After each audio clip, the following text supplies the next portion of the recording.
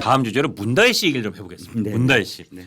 지난번에 그 13일 만에 만취운전 13일 만에 경찰에 출석하는 그 장면 혹시 보셨죠? 네네 봤습니다. 예, 수사도 한 4시간여 받고 나왔다고 하던데 네네. 어떻게 보셨어요? 전 우산 씌워주는 변호사 그 의전이 좀 눈길을 끌던데요. 그렇죠. 그것도 얘기가 옛날에 문재인 대표 시절이었나? 당시에 이제 그 외교부였나요? 뭐 이렇게 의전 갖고 이렇게 우산 써주고 예, 차관이 예, 예. 얘기하는데 법무차관 예. 굉장히 그때 비판적이었잖아요. 예. 그것이 다시 또 살아났고요.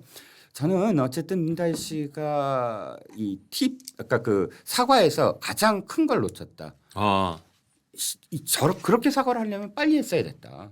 뭐 없잖아요, 별로. 그 사과문 그 정도의 사과문이라면 아니 왜 13일 동안 고민했었을 명문으로 안 보이던데요. 13일 동안 고민하려면 그 내용이 훨씬 더 진짜 아카데미아 노벨 문학상을 받을 정도가 돼야 되지 않나요? 저는 단순했어요. 어쨌든 뭐 특정했고 그 잘했어요. 예. 기사분은 특정했고 예. 특정하지 않고 하는 사람들 많아요. 그래 예를 들자면 이재명 대표의 쌍욕 사과. 예. 아니 쌍욕은 형수한테 했는데 형수는 빼놓고 왜 국민한테 사과를 하죠? 아. 그러니까 이건 사과가 아니에요. 그러니까 사과는 실질적으로 피해자한테 가해자가 피해자를 특정해서 사과를 해야 되는 건 이런 건 예. 잘했어요. 하지만 빨리 했어야 됐고 두 번째는 지금까지 자기의 어떤 행태와 아버지에 대한 이것도 사실 포함시켰어야 됐다. 그래야 사실은 진정하게 왜냐하면 예. 그 직전에 우리가 연상됐던 문다혜 씨가 이쯤 가면 막 하자는 거지요부터 시작을 해갖고 예. 자기가 마치 정치적인 어떤 탄압을 갖고 있느냐 예. 행세를 했잖아요. 차라리 지금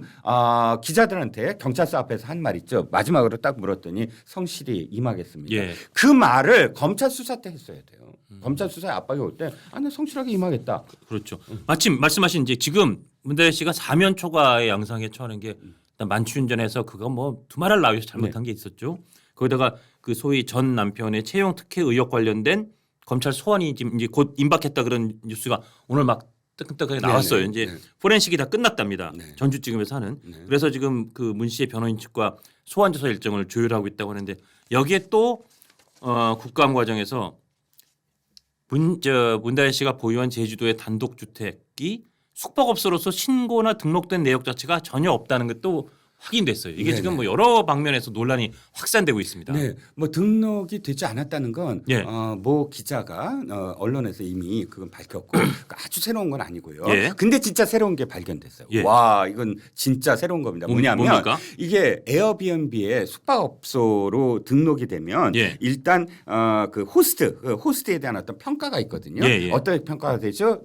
뭐 댓글 같은 거 있잖아요. 예, 예. 후기 참 댓글이 아니라 후기도 주고 뭐 별점도 주고 뭐 이러죠. 예, 예. 그런데 그 별점이 찾아낸 거예요. 채널 예. A에서 나왔는데 예.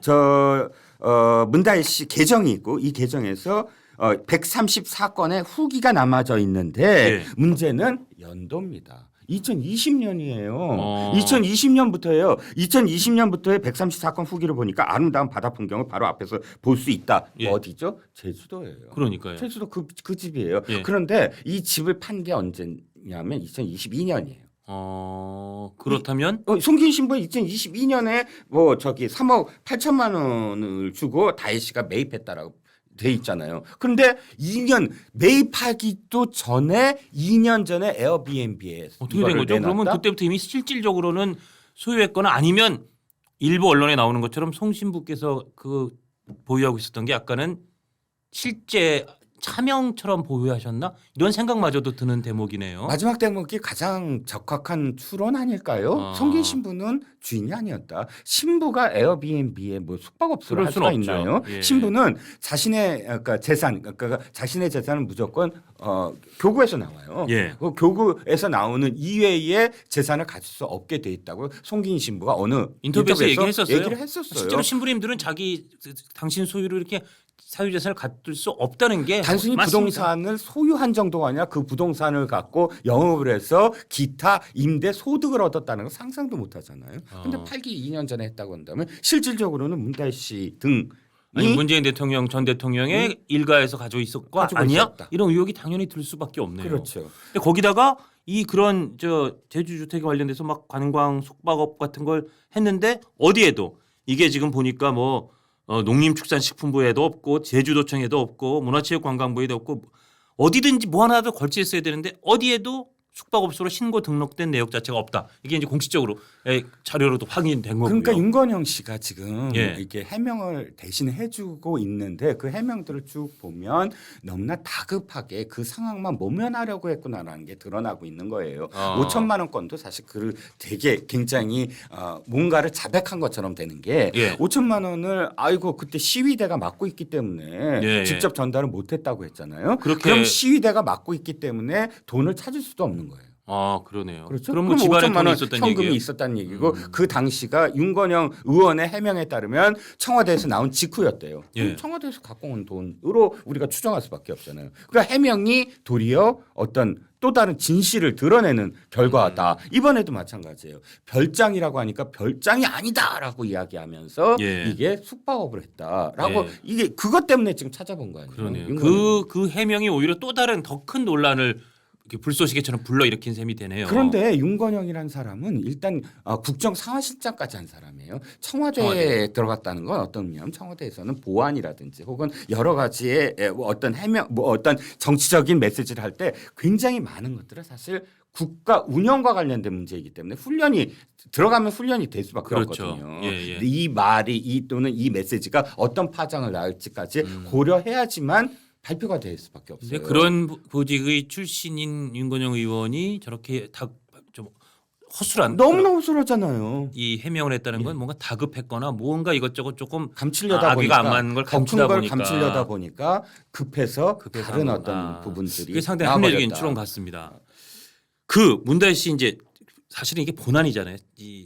아직은 문다혜 씨는 참고이긴 하지만 그 전 남편의 이스타항공 태국의 네네. 타이스타젯 임원 전무 채용 특혜 의혹 이 수사가 이제 곧 소환 조사까지 임박했다는데 네. 이 앞으로 어떻게 굴러갈 거로 예상하세요? 아직도 안 밝혀진 게 굉장히 많은 것 같아요 보니까. 예. 왜냐하면 새롭게 밝혀지는 것들이 너무 많잖아요. 어. 최근에 국세청도 놀랐어요. 예, 국세청도 당시에 어쨌든 이스타항공과 관련돼서 제보를 했는데 아, 그걸 그렇죠. 뭉개버렸잖아요. 뭉개졌다는. 2021년도에. 예. 근데 국세청이 다시 들여다보겠다라고 했고 그러면 거의 당정청이 문다혜 씨, 서창호 그 전 부부의 태국 이주를 전부 다 기획을 해주고 도와주고 한 거 아닌가요?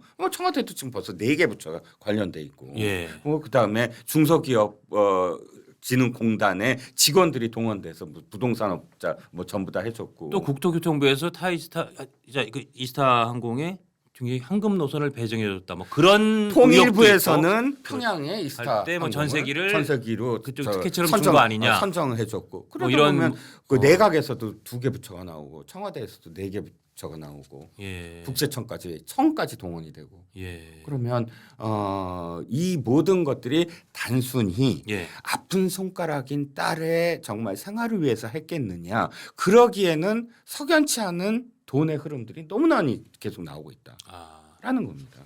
그러니까 이제 임박한 문다혜 씨 일단 참고인 소환이지만 그거를 이제 계기로 해서 네. 이 의혹이 워낙 일파만파로 커지고 네네. 있으니까 이 의혹도 어쨌든 검찰에서 아닌 건 아니고 네. 맞는 건 맞고 네네. 왜 그렇게 했고 정부는 어디가 도왔고 네. 도대체 문재인 전 대통령의 딸 부부를 위해서 도대체 얼마나 많은 우리 세금 받는 공무원들이 동원됐고 도왔는지도 밝혀내야 된다. 그렇게 밝혀내야죠. 보시는 거죠. 그리고 이제 예. 백원우 민정비서관이 압수수색 당했다는 것도 굉장히 전 눈여겨 봅니다. 당시에 백원우 비서관은 2단계나 낮춰서 사실 비서관을 받아들였는데 예. 알고 보면 백원우 비서관이 모든 사건에 전부 다 연루가 돼 있어요. 예를 들어서 그렇죠. 우리들 병원 예. 산업은행 뭐 불법 대출이라든지 아니면 뭐 울산시장 함영이라든지 하긴 그 정도 실세의 재선 의원 출신이면은 못 가도 수석급인 거고 그렇죠. 못 가도 아니면 뭐 그렇죠. 실장급인데 그렇죠. 사실 1급이에요 1급. 이 비서관 민정비서관 가 있다는 게 어떻게 보면 몸을 낮춰서 그냥 굉장히 이러저런 중요한 대통령 일가나 뭐 하여튼 굉장히 핵심에